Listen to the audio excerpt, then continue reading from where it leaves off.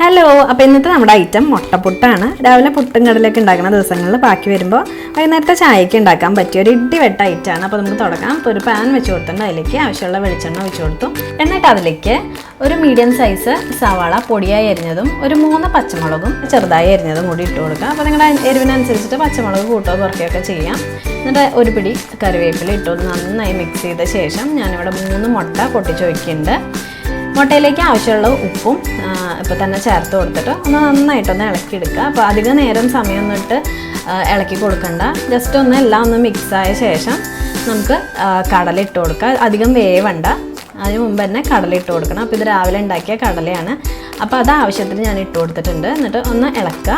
എല്ലാം ഒന്ന് ഇളക്കി യോജിപ്പിച്ച ശേഷം നമുക്കിതിലേക്ക് പുട്ടിട്ട് കൊടുക്കാം.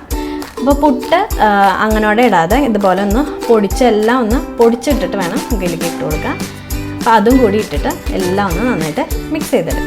അപ്പോൾ നമ്മുടെ മുട്ടപ്പുട്ട് കുറച്ചും കൂടി സ്പൈസി ആക്കണമെങ്കിൽ കുറച്ചുകൂടി കടല ഇട്ട് കൊടുത്തിട്ട് നന്നായിട്ടൊന്ന് ഇളക്കി കൊടുത്താൽ മതി.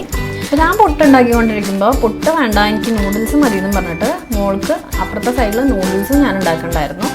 അപ്പോൾ എൻ്റെ മുട്ടപ്പുട്ട് റെഡി ആയിട്ടുണ്ട്. ഇത് പെട്ടെന്ന് തന്നെ നമുക്ക് റെഡിയാക്കി എടുക്കാം കേട്ടോ. ഒരു 5 മിനിറ്റ് പോലും വേണ്ട.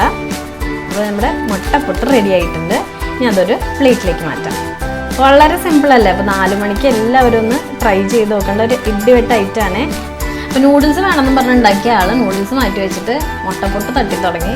അത് നിർത്താതെ നല്ല തട്ടായിരുന്നു. അപ്പോൾ എല്ലാവരും ഒന്ന് ട്രൈ ചെയ്ത് നോക്കണേ.